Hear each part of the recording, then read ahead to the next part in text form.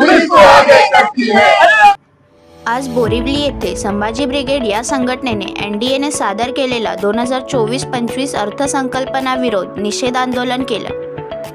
On अर्थसंकल्प या अर्थसंकल्पामध्ये कष्टकरी कामगार, शिक्षक, शेतकरी व महाराष्ट्राला काही मिळालेलं नाही। महाराष्ट्राच्या जनतेच्या तोंडाला पान पुसण्यात आली आहे। महाराष्ट्रासोबत दुजाभाव केला। आंध्र प्रदेश व इतर राज्यांना या अर्थसंकल्पामध्ये पैसे वाटण्यात आले आहे, कारण यांची सत्ता टिकून राहावी म्हणून। आमच्या उत्तर मुंबई जिल्हा संघटनेने उत्तर मुंबईचे खासदार व केंद्रीय मंत्री पियुष गोयल यांच्या अर्थसंकल्प विश्लेषणाच्या कार्यक्रमाला विरोध करण्याचा निर्णय घेतला आहे। तेव्हा पोलिसांचा वापर करून 27 तारखेला रात्री व 28 तारखेच्या पहाटे आमच्या कार्यकर्त्यांना नजरबंद करण्यात आले। जय जिजाऊ। संभाजी ब्रिगेड पक्षाचे महाराष्ट्र प्रदेश अध्यक्ष ॲडव्होकेट मनोज आकरे यांच्या आदेशानुसार 2024-2025 चा जो केंद्रीय अर्थसंकल्प जो सादर करण्यात आलेला होता, हा केंद्रीय अर्थसंकल्प या महाराष्ट्रातील जनतेला निराशाजनक असा अर्थसंकल्प आहे आणि याचा निषेध व्यक्त करण्यासाठी आम्ही आज उत्तर मुंबई जिल्ह्याच्या वतीनं या जिल्ह्याचे जिल्हाध्यक्ष अशोक गुप्ताजी यांच्या माध्यमातून हा निषेध धरणे आंदोलनाचा 1 दिवसाचा कार्यक्रम आम्ही घेण्यात आलेला होता। हा अर्थसंकल्प अत्यंत महाराष्ट्राच्या वाट्याला त्यांनी 5 पैशाचंही काहीही दिलेलं नाही। महाराष्ट्रातील जनतेला फसवणूक केलेलं आहे, महाराष्ट्राच्या जनतेच्या तोंडाला पानं पुसलेलं आहे। शेतकऱ्यांना ह्याच्यामध्ये काही दिलेलं नाही, विद्यार्थ्यांसाठी ह्याच्यामध्ये काही दिलेलं नाही। त्याच्याबरोबर कामगार, कष्टकरी, श्रमकरी, जो टॅक्स भरणारा जो मुंबईकर आहे, महाराष्ट्रीयन जनता आहे, त्यांच्या वाट्याला ह्यांनी 5 पैसे सुद्धा दिलेले नाहीत। रेल्वेमध्ये काही बजेट आम्हाला दिलेलं नाही, परिवहन मध्ये आम्हाला काही वेगळं असं पॅकेज दिलेलं नाही, शिक्षणामध्ये वेगळं असं काही पॅकेज दिलेलं नाही। महाराष्ट्रामधून आणि मुंबईमधून सर्वात जास्त जीएसटी आणि इतर टॅक्सेसच्या माध्यमातून केंद्राला निधी जातो, पण आज केंद्र सरकारने महाराष्ट्र बरोबर दुजाभाव केलेला आहे। आंध्र प्रदेश आणि इतर राज्याला त्यांनी खिराफती वाटलेल्या आहेत, कारण की त्यांची सत्ता टिकून राहावी म्हणून आमचा हा निषेध आम्ही व्यक्त केलेला आहे। हा निषेध व्यक्त करताना संभाजी ब्रिगेडचे सर्व कार्यकर्ते, कामगार आघाडी, विद्यार्थी आघाडी, शिक्षक आघाडी, इतर सर्व आघाड्याच्या प्रमुख कार्यकर्ते इथे उपस्थित होते आणि हे निषेधाचं आंदोलन पूर्ण महाराष्ट्रभर, संपूर्ण तालुक्यात येत्या वेळी चालणार आहे, हे पुढच्या वेळी चालणार आहे। गेल्या रविवारी आपण अर्थसंकल्पाचा निषेध करणार होतो आणि उत्तर मुंबई खासदार जे पियुष गोयल जे आहे ते अर्थसंकल्पाचे विश्लेषण करण्याचा त्यांचा प्रोग्राम होता। मग त्या दिवशी तुम्ही त्या प्रोग्राम जे हे करणार होते, मग त्याचा बरोबर आहे तुमची माहिती। आम्हाला 27 तारखेला संध्याकाळी 7 वाजता या जिल्ह्याचे खासदार आणि या केंद्र सरकारमधले तिसरे महत्वाचे केंद्रीय मंत्री माननीय पियुष गोयल यांचा जाहीर कार्यक्रम म्हणजे केंद्रीय अर्थसंकल्प 2024 आणि 25 हा किती चांगला आहे, हा जनतेच्या किती पोषक आहे किंवा चांगला आहे हे मांडण्यासाठी त्यांनी विविध या जिल्ह्यामध्ये कार्यक्रम घेतले होते। ही आम्हाला माहिती मिळाली। ही माहिती मिळताच आम्ही संभाजी ब्रिगेडच्या इतर स्थानिक जिल्ह्याच्या सर्व पदाधिकाऱ्यांना सोबत घेऊन एक मीटिंग घेतली आणि त्या मीटिंग मध्ये आम्ही असं जाहीर केलं एक व्हिडिओच्या माध्यमातून की हा होणारा कार्यक्रम आम्ही संभाजी ब्रिगेड स्टाईलने उधळणार असं पत्र, जाहीर पत्र आम्ही पोलीस स्टेशनला दिलं होतं, बोरिवली पोलीस स्टेशनला दिलं होतं। हे पत्र आणि आमचा व्हिडिओ या भाजप सरकारच्या IT सेलने पीएमओ ऑफिस नरेंद्र मोदी यांच्या कार्यालयात पाठवला।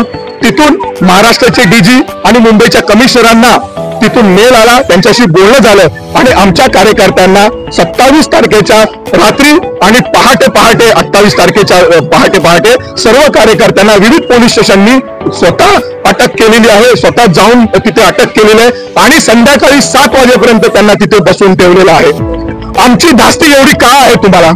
कारण की आम्ही या महाराष्ट्राच्या जनतेचे खरे प्रश्न या पियुष गोयल यांच्या तोंडावर आम्ही विचारणार होतो, म्हणून दडपशाहीच्या माध्यमातून आमच्या सर्व कार्यकर्त्यांना स्थानबद्ध करण्यात आलं।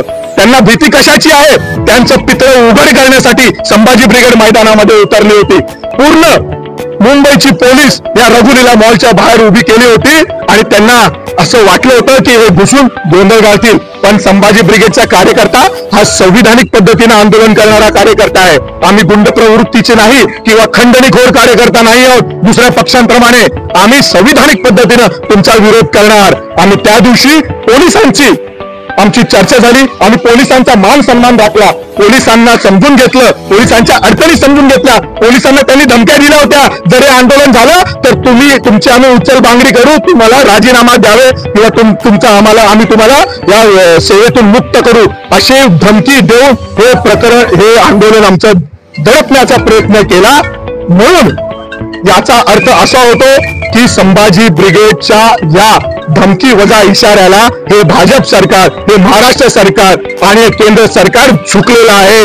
म्हणून हे आमचं आंदोलन यशस्वी झालंय. त्या दिवशी झालेली आमची जी अटक आहे त्याच्या विरोधात निषेध व्यक्त करण्यासाठी आणि या केंद्रीय अर्थसंकल्पाचा जाहीररित्या जनतेच्या माध्यमातून निषेध करण्यासाठी आजचं आमचं धरण आंदोलन होतं. उरणमध्ये आमची भगिनी जी आहे यशस्वी शिंदे, हिचा मृतदेह 2 दिवसापूर्वी सापडला आणि ती घटना खरंच वेदनादायी आहे.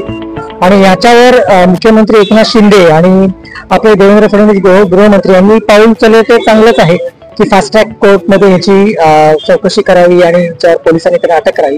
याच्यातले जे गुन्हेगार आहेत ते दाऊद आणि मोहसिन यांना पकडण्यात पण आलेला.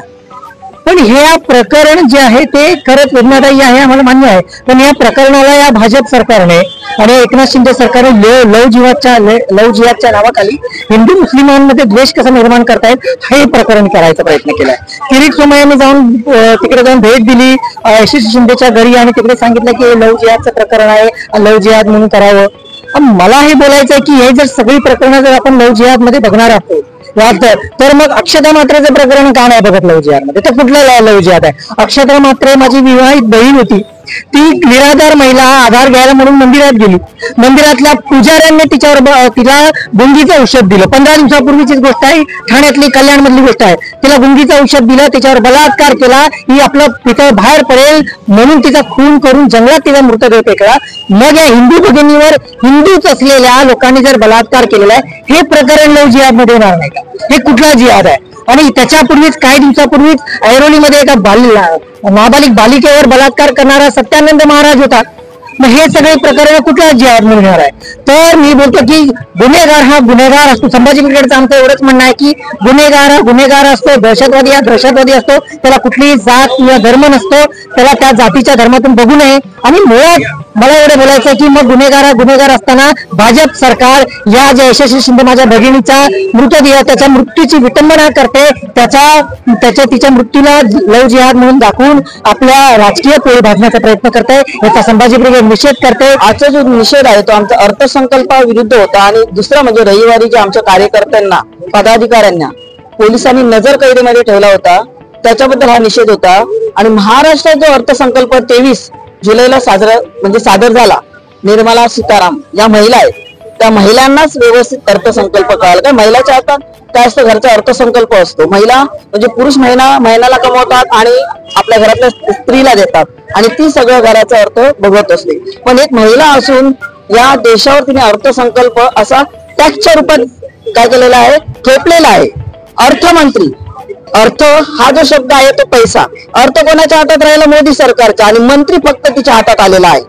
अशा या अर्थमंत्री आहेत निर्मला सीताराम. या महाराष्ट्राला त्यांनी अक्षरशः ठेंगा दाखवलाय. महाराष्ट्र कशी मुंबई ही आर्थिक राजधानी आहे आणि आर्थिक राजधानीलाच काही मिळालेलं नाही.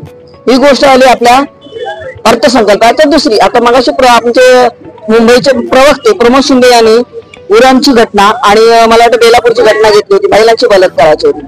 तर एवढा उशीर केला जातो, फास्ट ट्रॅक वरती केस घेतली जात नाही. पण 2 दिवसापूर्वी बघा विरारला 7 स्टार हॉटेल अक्षरशः पाडलं. का पाडलं? तर शिंदे गटाचे मिलिंद गोरे यांना अटॅक आला, तिथे भांडणं झाली त्यांची दारू पिऊन आणि त्यांना अटॅक आला म्हणून हे रिसॉर्ट पाडलं गेलं. एवढा एका रात्री 24 तासाच्या आत तुम्ही कारवाई करता. म्हणजे 7 घरांनी मिळून हे 7 रिसॉर्ट बनवलं होतं विरारच्या कोळी बांधवांनी. ते एका दिवसात 24 तासाच्या आत तुम्ही उद्ध्वस्त केलात. एवढे तुमच्याकडे ताकद आहे ना कायद्याची, तर महिलांवर होणाऱ्या अन्यायाविरुद्ध का नाही?